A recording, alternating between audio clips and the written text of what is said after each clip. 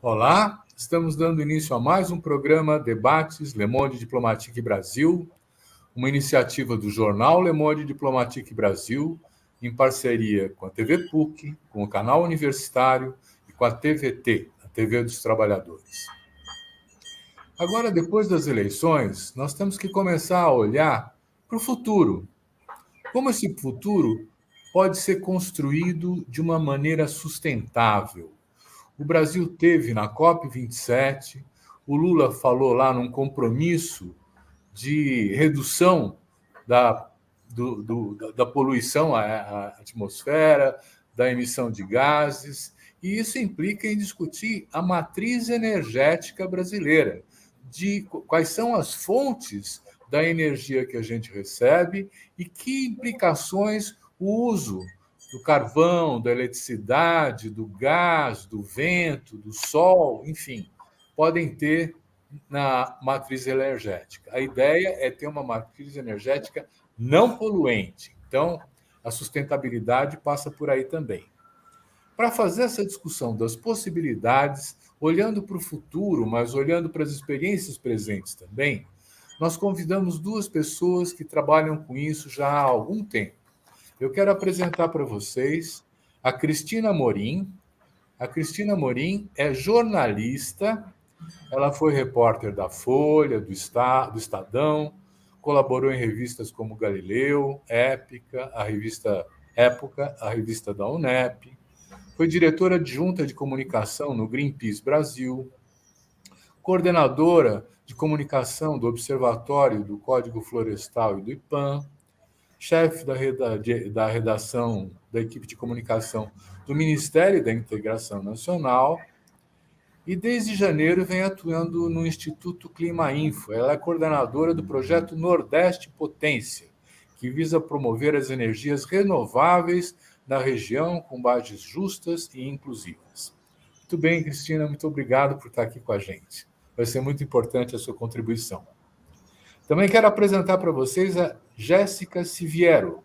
Ela é cientista social, é mestre em Ciências Sociais em Desenvolvimento, Agricultura e Sociedade pela Federal Rural do Rio de Janeiro, é especialista em justiça climática na ActionAid e acompanha projetos de desenvolvimento local no Pará, no Tocantins, no Maranhão, no Piauí, em Pernambuco, na Bahia, além de integrar as redes Observatório de Alimentação Escolar e Observatório do Clima. A partir de 2021, ela passou a coordenar o projeto A Força dos Ventos, Impactos Socioambientais dos Parques Eólicos no Nordeste Brasileiro. Então, muito obrigado também, Jéssica, por estar aqui com a gente. Vamos tratar, então, da nossa matriz energética brasileira. Como é o diagnóstico que vocês veem do momento atual? O Brasil ainda é considerado que tem uma matriz relativamente limpa de energia, não é isso? Cristina, você pode começar a comentar com a gente? Claro, é um prazer estar aqui com vocês. Muito obrigada pelo convite e é fundamental mesmo a gente conversar sobre essa questão. Eu vou começar a falar um pouco sobre a matriz elétrica, não energética, né? Porque energética a gente acaba colocando muito também combustível, outras fontes. Mas especialmente essa questão que você falou, ela é fundamental da gente conversar. Só para vocês terem uma noção, a gente no ano 2000 tinha mais de 90% da nossa matriz elétrica era de fonte renovável, principalmente hidrelétrica. Aí a gente teve aquele apagão, né? Quem é um pouquinho mais antigo lembra que a gente teve apagões muito significativos no Brasil, e então se viu a importância da gente diversificar essa matriz, para trazer mais segurança para a rede. A questão é que a gente diversificou sim, a gente até trouxe outras fontes renováveis, como a fonte eólica, que é do vento, a fonte solar, mas a gente também trouxe muita fonte de origem fóssil, principalmente gás. O que acontece? O gás, chamado gás natural, mas eu até prefiro chamar gás fóssil, para a gente não esquecer qual que é a origem, ela é uma fonte que emite mais carbono na hora que ela é usada para gerar a eletricidade. térmicas. E isso vai agravando o efeito estufa e, portanto, vai piorando a nossa emergência climática. Ou seja, a gente foi de uma matriz que em 2000 era 90% renovável, para hoje renovável, a gente está muito abaixo disso. A gente fez uma transição ao contrário do que o mundo inteiro está fazendo. O mundo inteiro está indo de uma matriz mais suja, baseada muito em carvão, em óleo, em próprio gás natural, e indo para uma matriz mais renovável. A gente está fazendo o caminho contrário. E por que isso? Porque se tem uma visão que é preciso gerar energia firme para o sistema. O que é energia firme? É você ter aquela capacidade de fornecer a eletricidade para você ligar a luz, para a indústria funcionar o tempo inteiro. E as hidrelétricas, como todo mundo já sabe, ano passado a gente passou por isso, quando a gente tem uma crise hídrica, os reservatórios baixam, e aí as hidrelétricas ficam com problema para gerar energia. E aí eles falam, para ter essa energia firme e rápida, a gente precisa de uma térmica. E a gente aperta um botão, né, em teoria, a gente aperta um botão e já está gerando energia. De fato, as fontes térmicas, gás, carvão, têm essa capacidade. Mas aí que está o pulo do gato. A gente consegue dar essa energia firme, ou seja, uma estabilidade no fornecimento, fazendo essa composição entre hidrelétrica e eólica e solar. É uma questão de planejamento, né? Então, hoje a gente tem uma matriz que está se sujando a cada dia, infelizmente, cada vez mais, e depois a gente pode até falar um pouco mais sobre isso, e de uma maneira que vai na contramão do que o planeta inteiro está fazendo. Eu costumo falar que o Brasil, nos últimos anos, em vez de descarbonizar a economia, como os países estão fazendo, resolveu carbonizar a sua economia, trazendo mais carbono para dentro dessa matriz. A gente ainda está melhor em relação a outros países? Estamos. Mas a gente pode fazer melhor, né? Eu acho, pelo menos. Muito bom. Deixa eu voltar, então, a esse tema para a Jéssica.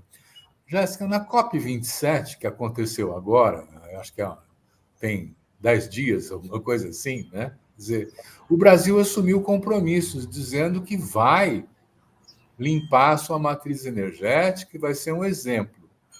Para fazer isso, o que ele precisa fazer? Bom, o desafio é grande, assim, limpar a matriz, até porque quando a gente fala em matriz, aí a gente entram os combustíveis fósseis de fato, petróleo, e aí o principal uso do petróleo é para transporte. Quando a gente olha para o nosso transporte, ele é majoritariamente baseado em gasolina, diesel, enfim, fontes fósseis. Alterar isso depende de alterar todo o sistema de transporte no país. Assim, a gente pensar em trens elétricos para sair das rodovias, para tirar, né, dos caminhões esse transporte de mercadorias. Depende da gente pensar em transportes públicos mais eficientes e movidos a fontes renováveis, por exemplo, trens elétricos, os trams, que são, por exemplo, o VLT no Rio de Janeiro, que é movido a eletricidade, ônibus elétricos. E esse é um esforço para algumas décadas, assim, no mínimo uma década, talvez mais. É um esforço grande. Do ponto de vista da geração de eletricidade, que é o que a Cristina trouxe, para a gente ampliar, para a gente manter, né, uma produção majoritariamente renovável, uma matriz energética majoritariamente renovável para energia elétrica, precisam, sim, surgirem mais parques, mais fontes de geração através do vento, através do sol. Só que a gente precisa questionar esse como, assim. E aí muitas organizações, assim, ONGs, movimentos, a própria ASA, Articulação do Semiárido, vem construindo um entendimento de que a gente pode gerar eletricidade de forma descentralizada. A gente pode garantir essa produção através de fontes renováveis, sem estar dependendo de grandes estruturas concentradas no território, causando impactos de forma concentrada no território. garantir, sim, a sustentação, o funcionamento mesmo do sistema elétrico. E tem outra questão de fundo que a gente precisa, sim, se questionar, que é o consumo de energia, né? A gente produz energia para quê, para quem, em qual nível que o nosso modo de vida dentro do sistema, tal como ele funciona hoje em dia, que ele é de fato sustentável para o planeta. Muito bom. Eu estou aqui me pensando o seguinte, quer dizer, já houve uma discussão que está sendo assimilada, inclusive pelas empresas, né, por conta da pressão social, da questão climática e tal, de que eles vão converter aos poucos, e aí aos poucos é uma questão bastante complicada, né, quer dizer, a matriz da energia para uma energia mais limpa. E tem os críticos que falam que isso é greenwashing, quer dizer, é enganação. Quer dizer, vai continuar usando petróleo, vai continuar usando gás. Nós temos petróleo no subsolo, que é uma riqueza que está sendo explorada profundamente. Quer dizer, Cristina, essas iniciativas, para serem efetivas e superar o greenwashing, o que é isso? Como é que faz? É uma excelente pergunta. De fato, o greenwashing, ele é um risco. A gente tem até usado uma nova expressão chamada carbon washing, né, que é uma brincadeira com esse greenwashing, que é, digamos, um marketing verde, né, mais voltado para as questões climáticas. É muito complexo. Em escala global, nessa COP, por exemplo, na Conferência do Clima, que aconteceu agora no Egito, a gente viu uma quantidade gigantesca de lobistas do petróleo circulando pela conferência. Inclusive alguns com crachá de alguns países, né, como a Rússia.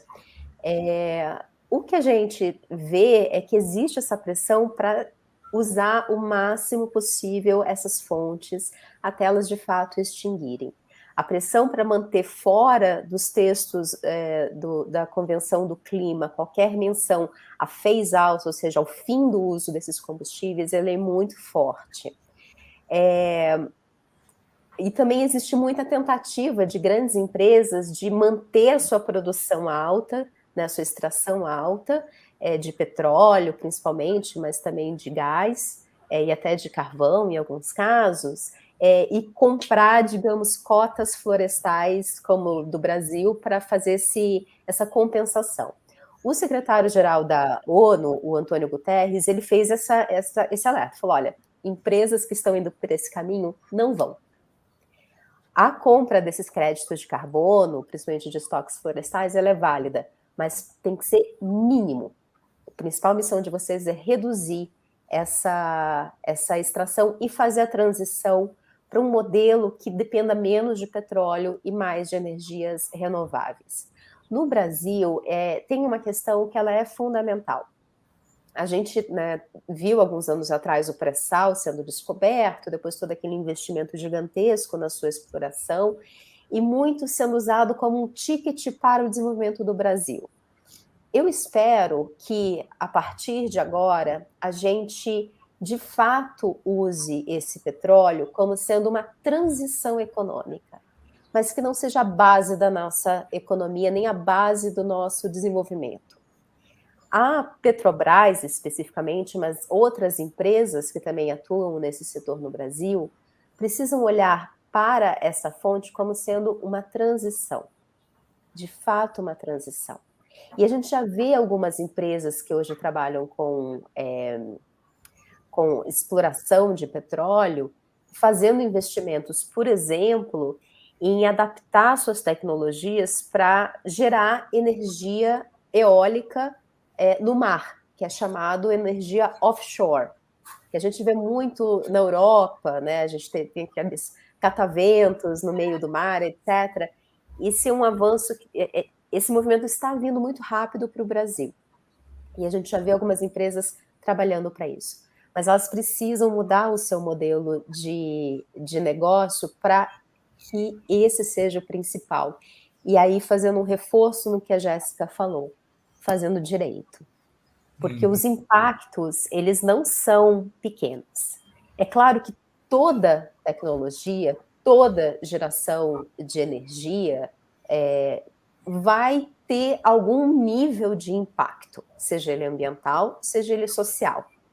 Mas é preciso incorporar também nessa agenda ESG, que agora todas as empresas gostam muito de falar, esses impactos de fato. Hoje o que a gente vê, as empresas de ESG, falando da agenda ESG, é muito para dentro. Ah, nós Que somos é legais esse? com as nossas... ESG é essa agenda chamada, que é uma sigla em inglês para ambiente, social e governança, né? É em inglês a sigla. Que são essas preocupações que as empresas precisam ter com essas questões. Isso avançou muito nos últimos anos, mas tem um risco também da agenda ESG virar greenwashing. Se você só olhar para dentro, é o que tem acontecido com muitas empresas. Muitas empresas falam assim, a gente é muito bom nessas questões ambientais, sociais, de governança, mas é para sua operação, e não para o impacto no entorno. Então, o que a gente precisa, respondendo essa questão dessas empresas, é olhar para essa agenda ESG como sendo, primeiro, um impacto para dentro, para fora e como uma oportunidade de negócio. É isso que os novos investimentos internacionais que estão surgindo para aí estão olhando. Quem tem o menor impacto social e ambiental e ainda assim gera lucro. E vou te contar, é totalmente possível seguir esse caminho. Jéssica, você tem acompanhado projetos no Nordeste e eu entendo que essas iniciativas, elas são também, vamos dizer assim, indicativas dos caminhos que se pode tomar, né? São experiências inovadoras, são experimentos que podem se generalizar, podem ganhar envergaduras de políticas públicas, coisas assim, né? Quer dizer, você tem toda a razão em afirmar que são décadas que são necessárias para a gente tirar, por exemplo, o modelo de transporte dos caminhões, porque há um investimento em infraestrutura para ser feita, estrada de ferro e tudo mais, enorme, né? Mas agora mesmo estão acontecendo iniciativas que se acompanham. Você pode contar um pouco do que são essas iniciativas? As iniciativas hoje em curso, assim, a gente está acompanhando muito pelo lado de quem está no território. As comunidades que vivem em territórios onde chegam projetos de infraestrutura carregando diferentes discursos, assim. E a questão da energia é central. O greenwashing está sendo uma espécie de discurso verde. As empresas chegam com uma maquiagem muito bonita, com apresentações, fotos. Se você abre os portfólios, os relatórios de sustentabilidade que são apresentados, as empresas narram geração de emprego, desenvolvimento local, melhoria da renda para a população, agricultor que vive na terra produzindo com estradas melhores e podendo ainda ter uma renda complementar estável vindo dos parques, tanto dos parques solares quanto dos parques eólicos. Eu não sei se todo mundo entende, mas assim, parque eólico são um aerogerador, um catavento gigante, gerando energia, e eles são colocados de formas dispersas, aonde tem vento, com uma distância, acho que de 500, no mínimo 500 metros entre um aerogerador e outro, posso estar errando um pouco o número. E os parques solares, eles já chegam de forma, quando é um parque centralizado, né, de forma concentrada, um parque maior, eles chegam numa determinada área, desmatam um campo, uma extensão maior de terra, e instalam ali placas para geração de energia solar. Quando a gente coloca isso de forma... Quando esses aerogeradores chegam, por exemplo, aonde costuma ter mais vento? Ou em topo de morro, ou no litoral, em área de duna, no caso do Nordeste, né? Em áreas de dunas, em campos de alto interesse, tanto paisagístico, quanto ambiental, quanto turístico, assim, né? Tem em muitos lugares, por exemplo, nos Lençóis Maranhenses, tem parque eólico instalado. Quando a gente lê os relatórios de sustentabilidade das empresas, parece uma coisa maravilhosa. Primeiro mundo, super desenvolvimento. Da perspectiva das comunidades de quem vive no território. Para você instalar um aerogerador no topo de morro, você tem que desmatar aquele topo de morro. Toda a base do aerogerador, em torno do aerogerador, precisa ser desmatado. Você precisa perfurar. Nisso de perfurar, você vai contaminar o solo com mineral, você pode contaminar a água subterrânea. e topo de morro é área de recarga. Então, assim, é fundamental para infiltração da água, recarga das águas subterrâneas e manutenção do ecossistema como um todo. E esses aerogeradores, os parques estão chegando na Caatinga, estão chegando em biomas que já são biomas de regiões e áreas que são muito frágeis e com alto risco de desertificação nos próximos anos. A Caatinga é um bioma crítico nesse aspecto.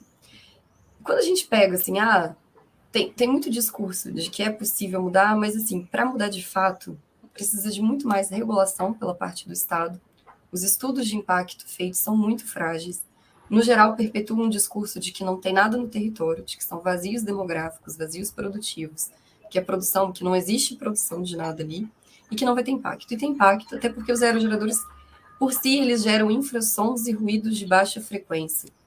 E esses ruídos de baixa frequência, que eles não são audíveis, mas eles agem no nosso corpo, provocando doenças graves, inclusive. As doenças menos graves que eles provocam é transtorno do sono, depressão, ansiedade.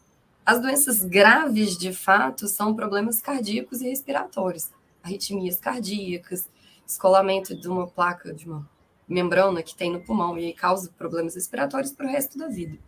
Então, muitas vezes o parque chega, tem algumas cidades como Caetés, que é a cidade do Lula, a cidade onde o Lula nasceu, em Pernambuco, que tem um parque já antigo, ele entrou em operação, acho que em 2014. É um parque já antigo e que hoje...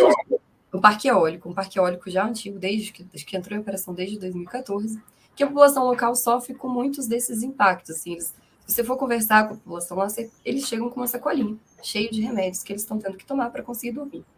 Negociaram algumas reparações com a empresa, por exemplo, a empresa colocou, em algumas casas foram reformadas, eles colocaram um sistema de isolamento acústico. Mas aí você passa a ter esse silêncio dentro de casa, você passa a ter o silêncio, você está protegido dele dentro de casa. Mas quando você está no seu quintal, você não está protegido.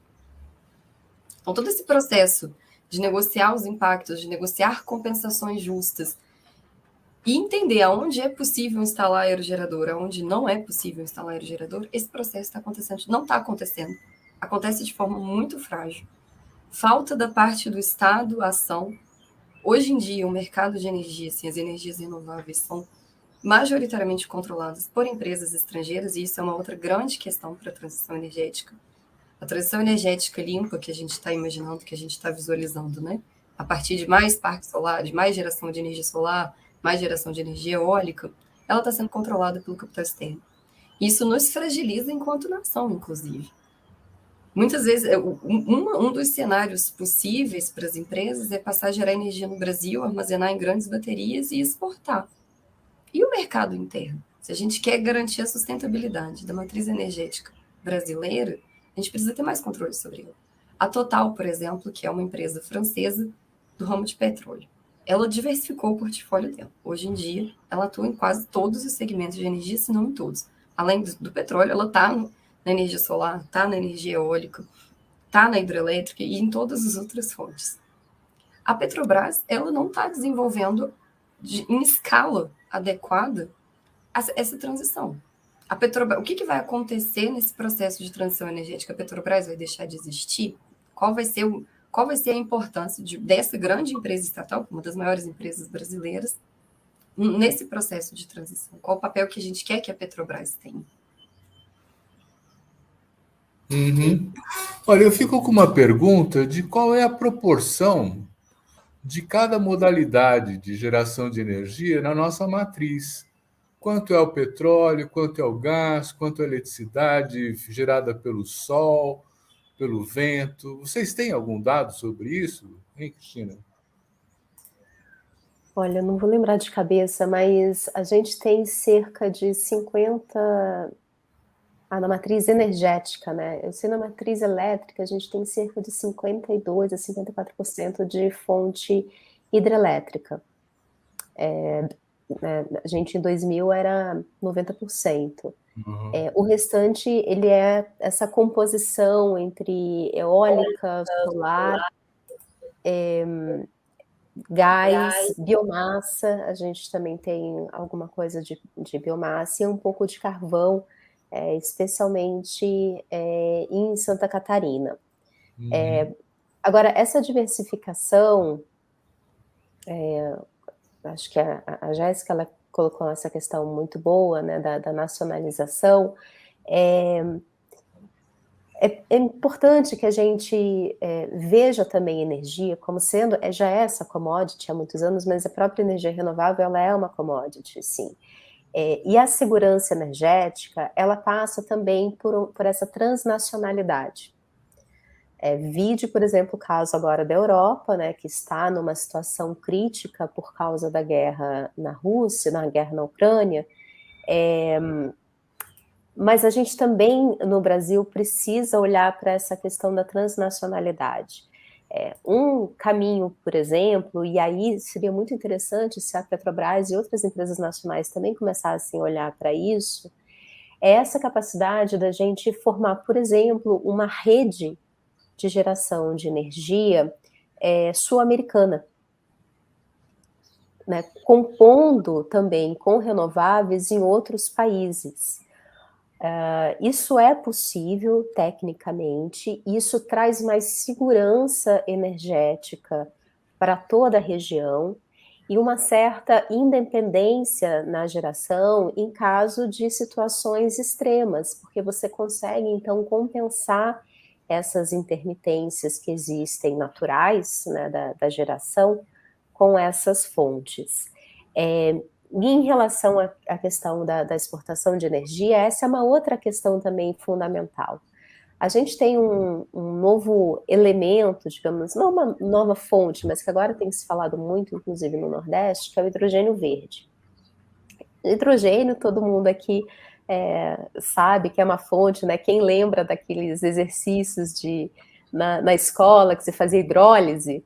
É isso, você está gerando hidrogênio ali na escola. Quando se fala de hidrogênio verde, significa gerar hidrogênio a partir de fontes renováveis.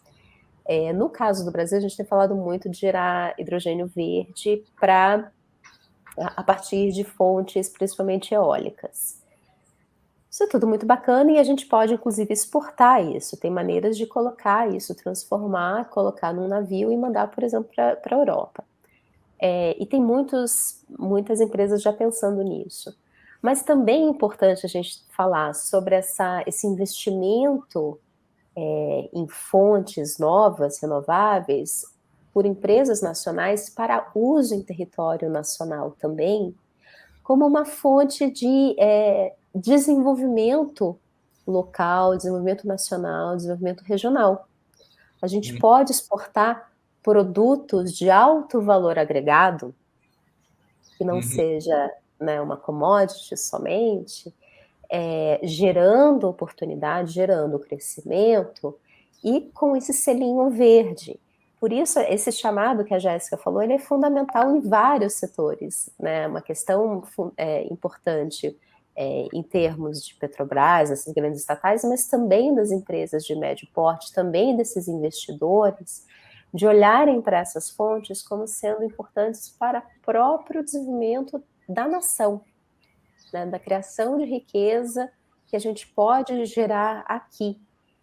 O hidrogênio verde, ele pode ser, por exemplo, uma fonte para promover ou fomentar a mobilidade elétrica, aquilo que a gente fala há tantos anos no Brasil, a gente precisa ter mais mobilidade elétrica.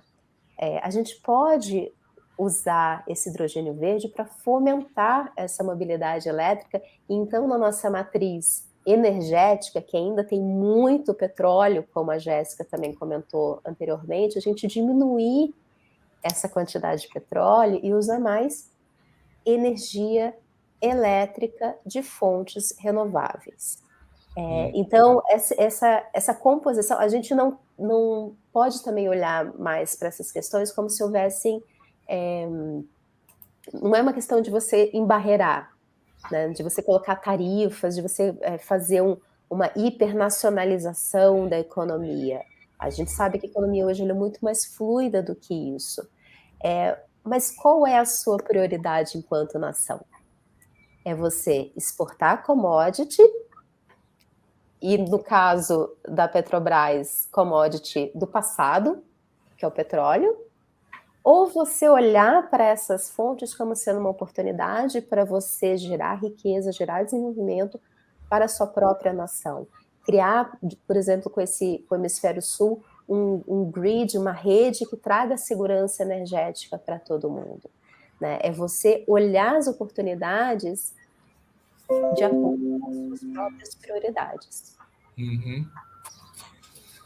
Eu fiquei com uma questão, Jéssica, quando você fala que tem que desmatar o morro para construir o parque eólico e tal, eu me lembro que existem estudos e até experimentos de criar na África áreas do deserto para fazer fazendas solares, né? Aquelas placas para gerar energia solar a partir do sol, né? E que esse experimento também, vamos dizer assim, de criar um parque eólico no mar também é possível, né? Quer dizer, dessas modalidades renováveis, sustentáveis de energia, qual é a melhor? É uma questão, é uma grande questão, mas assim, não tem uma resposta definitiva não, até porque não existe forma de geração de energia que não cause impacto. Quando a gente fala, por exemplo, que energia eólica ou solar, que elas são limpas, a gente precisa colocar na conta a mineração envolvida na confecção, que é indispensável para a confecção das placas solares e dos próprios aerogeradores. E os aerogeradores são um pouco menos, demandam um pouco menos de minerais do que as placas solares. As placas solares, elas trazem minerais, que são os metais de terras raras, que são encontrados de forma muito concentrada no planeta. Em poucos territórios tem uma grande quantidade deles. E a extração e a mineração, enfim, provoca infinitos impactos socioambientais nos territórios onde ela acontece. Além desses impactos, tem todo o transporte, porque os equipamentos não são feitos no local onde eles são montados, então, assim, toda a cadeia de transporte de onde você faz a placa até ela chegar onde ela vai ser instalada, isso também vai gerar poluição. E as placas solares, as mais comuns, assim, as que são as encontradas no mercado, o gasto energético para a reciclagem delas é altíssimo. E aí entra a questão, assim, até que ponto faz sentido produzir a placa, quanta energia que ela vai estar produzindo e quanta energia ela vai estar demandando para ser reciclada e quanto de mineral que tem ali que não vai ser reciclado, que vai ser perdido. E é uma pergunta difícil, é uma pergunta para físicos. Um físico uma vez defendeu que não fazia, já me defendeu que não fazia muito sentido as placas solares, que os aerogeradores, portanto, seriam mais interessantes. O problema, e aí uma grande questão, um ponto que a gente vem defendendo é isso: identificar zonas e regiões onde já se avançou muito a degradação ambiental, lugares onde que realmente já está degradado, e priorizar que que os equipamentos sejam instalados nessas zonas, mas com cuidado também. Porque não é porque está degradado que não pode ser recuperado. A agroecologia está aí para provar que é possível, sim, a gente reverter processos de desertificação, reestruturar o ecossistema local. E aí a gente precisa fazer isso com cuidado. Vamos então escolher um lugar que já tem um certo grau de devastação, de destruição ambiental ali. Vamos priorizar aquele lugar. Mas não vamos só instalar o equipamento ali e assumir que está destruído e ficar por isso mesmo. Precisa também ter um trabalho de recuperar o local. Até porque, para as próprias fontes renováveis, o excesso de calor faz diminuir a geração de energia. O excesso de calor diminui a incidência de vento, assim, atrapalha a incidência e a constância dos ventos. Então, o excesso de degradação ambiental é muito ruim para as fontes renováveis, que é o que acontece com as hidrelétricas, por exemplo. Se a gente planta, se a gente recupera os nossos ecossistemas, as matas ciliares, as matas de entorno do rio, a gente vai melhorar a quantidade de água disponível nos nossos rios, a intermitência na geração de energia hidroelétrica também vai diminuir. Então, para gerar energia, a gente precisa ter sempre em conta toda a mineração que é envolvida em qualquer fonte de geração que a gente conhece e consegue produzir até hoje, todo esse sistema de transporte, mais essa capacidade, essa necessidade de estar trazendo sempre a reestruturação e a restauração ambiental para os lugares onde os empreendimentos estão instalados. Porque senão nada vai ser sustentável. Vou fazer uma provocação para vocês, então. porque toda atividade humana é produtora de poluição, não tem jeito. Quer dizer, nós temos, inclusive, agora uma produção agora de carros elétricos que deve minimizar o impacto, né, dos combustíveis fósseis, né? Mas é minimizar, né? Então, o que nós estamos falando? Nós estamos falando de uma ruptura radical, vamos dizer assim, com matrizes energéticas atuais, ou com uma evolução que vai aprimorando o melhor desempenho sustentável dessas iniciativas? Eu deixo com vocês a pergunta. Cristina, Jéssica, quem quer começar essa conversa? Olha, eu posso começar. Eu diria que a gente não precisaria de uma ruptura radical se a gente tivesse planejamento, né? Essa questão que a Jéssica comentou do uso de áreas já degradadas e não prioritárias para recuperação, para conservação, é um excelente exemplo para isso. A gente tem uma quantidade gigantesca no Brasil de passos degradados, que devem ser estudados. É uma questão de planejamento. Você coloca todas as necessidades de estação, de distribuição, de torre, de fontes de consumo, põe tudo no mapa. A gente não está falando de ciência super avançada, a gente está falando de planejamento. A questão é que a emergência climática, ela está aí. Quanto mais tempo a gente demora para fazer essa transição, para fazer um bom planejamento, para fazer bons investimentos, para discutir não só a reciclagem desse material, mas a própria mineração desses metais raros, que são muito utilizados nessas fontes, quanto mais tempo você demora para ter esse tipo de discussão, para fazer o planejamento, para fazer uma boa construção nessa transição, mais grave fica a emergência climática. E quanto mais grave fica a emergência climática, mais rápido a gente vai ter que agir. Então, o que a gente está vendo é que as pessoas estão agindo como se a gente já não tivesse mudanças climáticas em curso, mas a gente vê, ano após ano, eventos climáticos extremos se tornando cada dia mais intensos, mais frequentes, mais perigosos. O que mais a gente precisa para fazer isso? Eu preferiria que não houvesse uma ruptura. Eu sou uma pessoa que gosta de planejamento. A gente tem tudo o que é necessário para fazer esse planejamento, no Brasil, inclusive, mas também fora. A gente tem capacidade humana, a gente tem conhecimento científico, a gente tem recursos para isso. Falta todo mundo sentar e, de fato, olhar para o que a gente tem no Brasil em termos de geração de energia, mas também desenvolvimento, com um olhar que não vá apenas para o amanhã, mas que vá em sentidos de curto, médio e longo prazo. Quantos anos mais a gente quantas vidas mais a gente vai perder em eventos climáticos extremos antes da gente resolver fazer a lição de casa? Eu diria que isso é para ontem. Essa é a ruptura que a gente precisa fazer, não é uma ruptura de matriz, é uma ruptura de comportamento. Isso precisa ser feito agora. Pois é, mas para isso nós precisamos de vontade política, porque os lobbies para preservarem as fontes de energia atual são poderosos, né? Então, nós estamos falando da necessidade de uma presença maior do Estado, é isso, Jéssica? Em que sentido? Uma presença maior do Estado e uma maior permeabilidade do Estado para a participação efetiva da sociedade civil. E, assim, nos últimos anos, que, enfim, são anos cada vez mais críticos, o que o Estado brasileiro fez foi desmontar as estruturas de participação.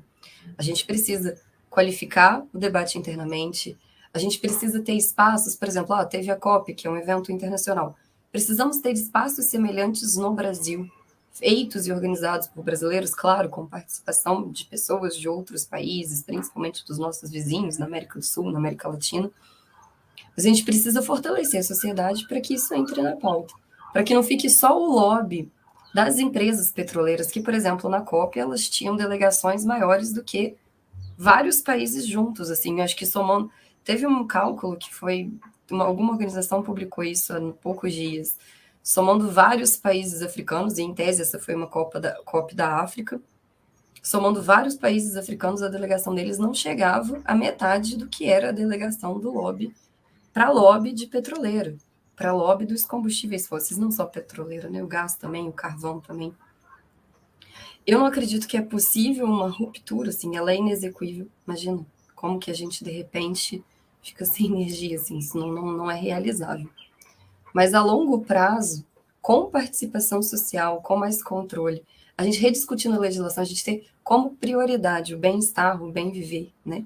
A vida, uma vida num mundo que seja possível para gente, para quem vier depois, isso precisa ser o nosso rumo, o nosso sul, né? Não o nosso norte, mas o nosso sul.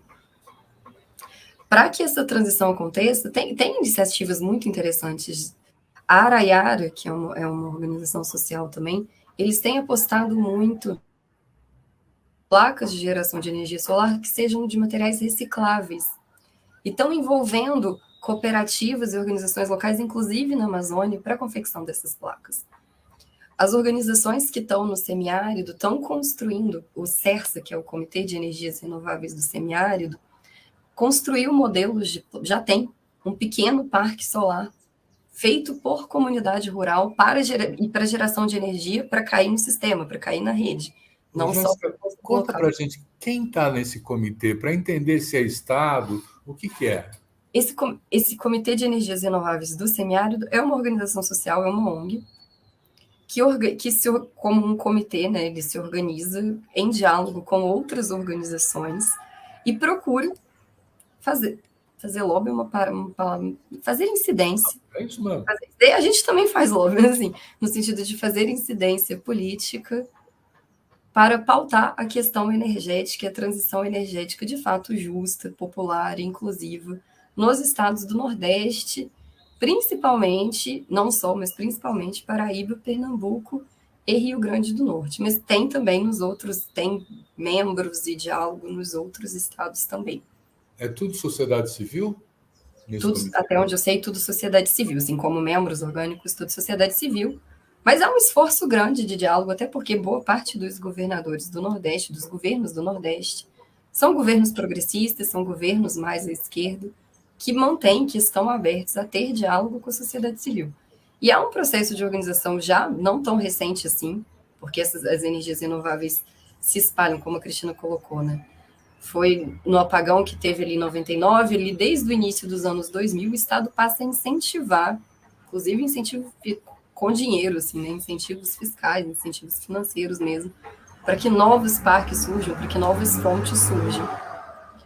Então, quer dizer, nós já botamos o Estado na conversa, porque ele é indispensável.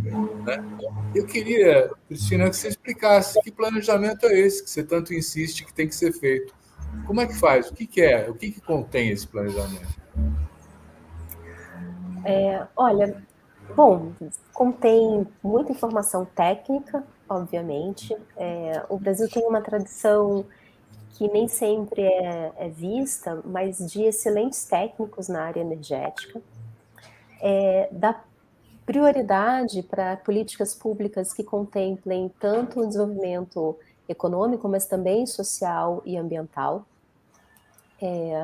E olhar para a energia não como um mercado de competição negativa, né? Hoje o que a gente vê é muito Estado querendo puxar para si cada vez mais parques eólicos ou parques solares,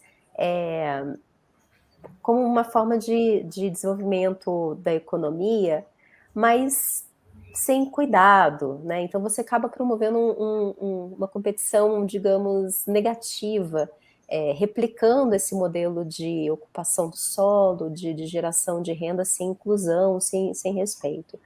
Mas quando você, por exemplo, pega o Nordeste, que é onde você tem a maior potencial de geração renovável no Brasil, se você olha para a região Nordeste, não estado por estado, mas de uma maneira integrada, como que cada um pode compensar o outro, como trazer investimentos para toda a região, como, por exemplo, fazer essa compensação, essa composição entre fonte hídrica, solar e eólica, considerando, por exemplo, os reservatórios que já existem na bacia do São Francisco, que corta diversos estados do Nordeste. Quando você tem esse olhar integrado, também com a rede nacional, você consegue, então, ter você olhar não para uma situação emergencial, mas para uma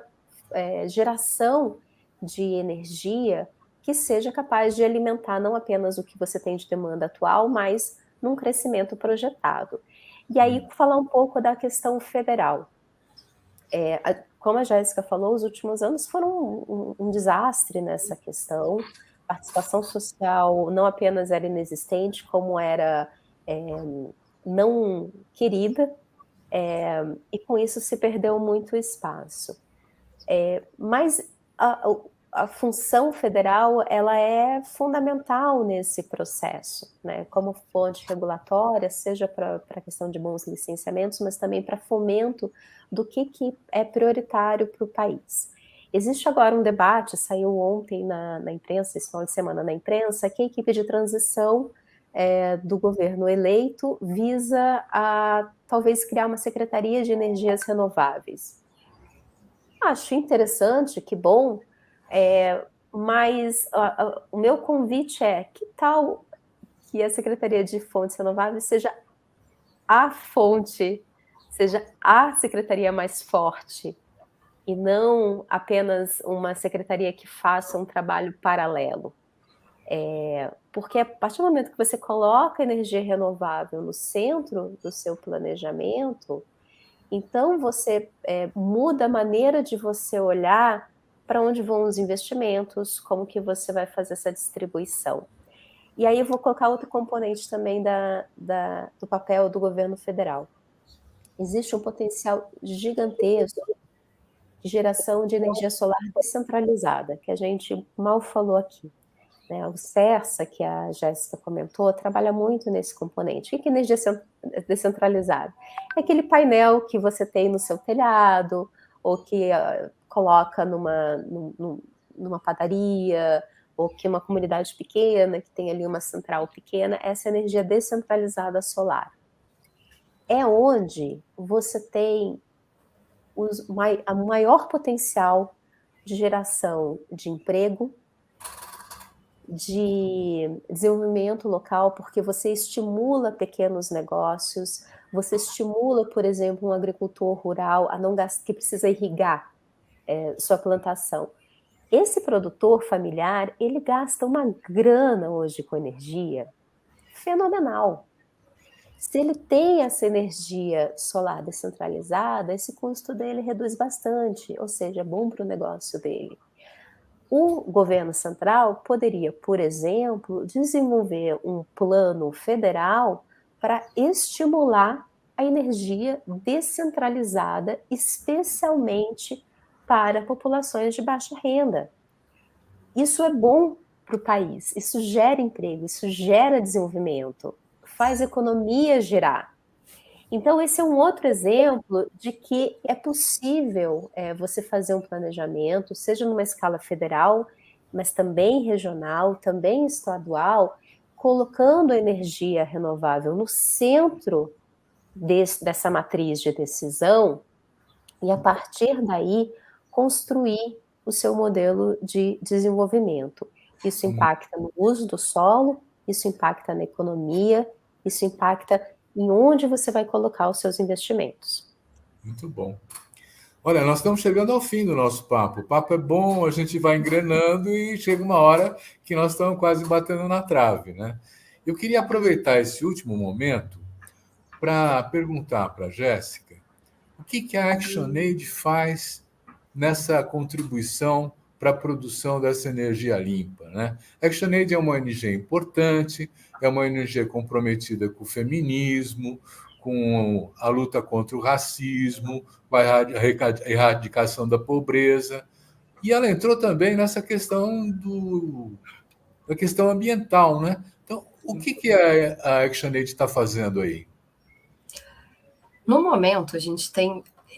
Esse projeto, ele puxa a gente para lados diferentes, porque no atual modelo, o que a gente está percebendo são empresas chegando no território e violando vários direitos das comunidades.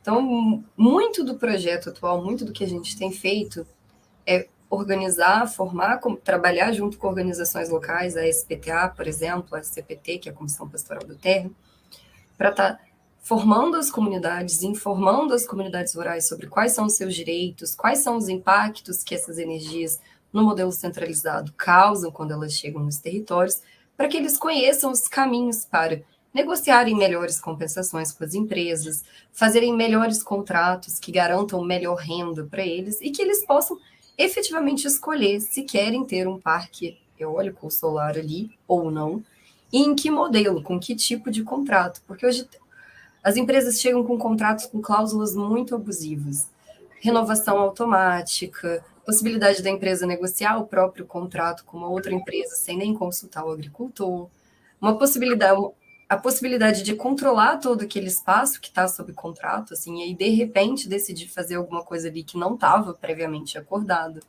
O valor que o agricultor vai receber não está escrito no contrato, ele é uma expectativa, no geral, 1% ou 1,5% em cima do faturamento do parque. E é muito difícil, é muito difícil para as comunidades rurais manterem até uma auditoria para saber se o valor que elas estão recebendo é o valor de fato devido.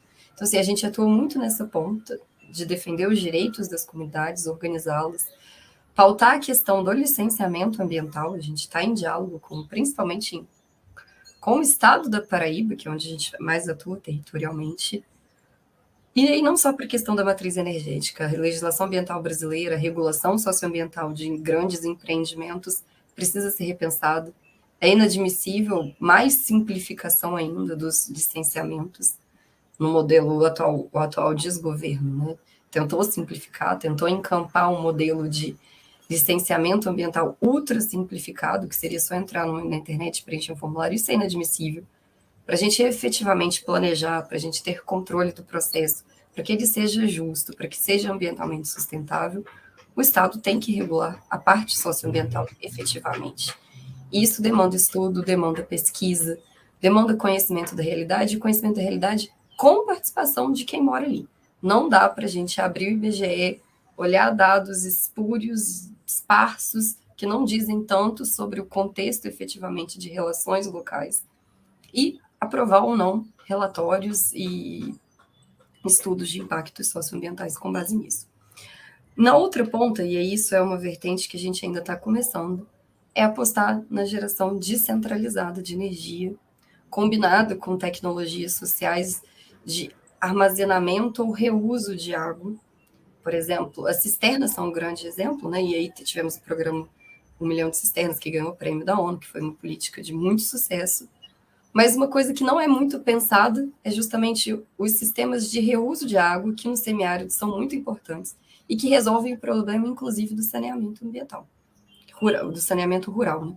E de forma descentralizada, são tecnologias mais baratas, podem ser feitas pelas comunidades com muito mais autonomia, num modelo bem parecido com o que foi 1 milhão de cisternas, mas esse caminho a gente ainda está começando a construir. Muito bom esse trabalho da ActionAid. Cristina, nós estamos no final. Você quer dizer uma última palavra para os nossos telespectadores antes de da gente concluir? Possível, eu gostaria de agradecer. Desculpa. Sim, tudo bem. Não, eu gostaria de agradecer, sim, convidar a quem se interessa. Eu sei que parece um tema muito árido, né, essa coisa de energia, mas toda vez que você liga o seu interruptor, você está necessariamente lidando com essa questão, né? Quando você pega a sua conta e fala, meu Deus do céu, subiu de novo, você está lidando com essa questão. E até um dado que é interessante, nos últimos anos, com essa entrada gigantesca do gás fóssil na nossa matriz, boa parte da conta que cresceu, a conta de luz que cresceu nos últimos anos, se deve a isso. Se tivesse sido feita uma escolha lá atrás de diversificar e investir mais em fontes renováveis, a gente não estaria com essa conta de luz tão alta como está hoje em dia. Então, o convite é que todo mundo olhe um pouquinho para essa questão, sim. A gente tem um site do Plano Nordeste Potência, é só digitar que você entra lá. E ele é muito voltado para o Nordeste, mas ele traz essas composições, esses temas que fazem parte da nossa vida no dia a dia.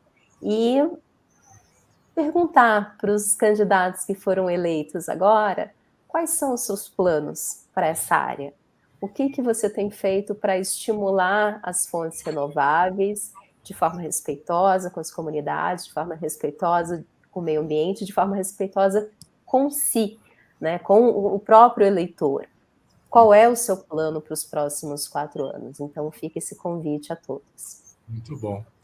Eu vou voltar 1 minuto para você, Jéssica, que você ia falar alguma coisa e não deu. Fala aí.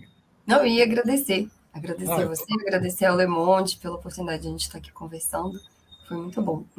Obrigada. Eu que agradeço a Cristina Morim e a Jéssica Siveiro, né?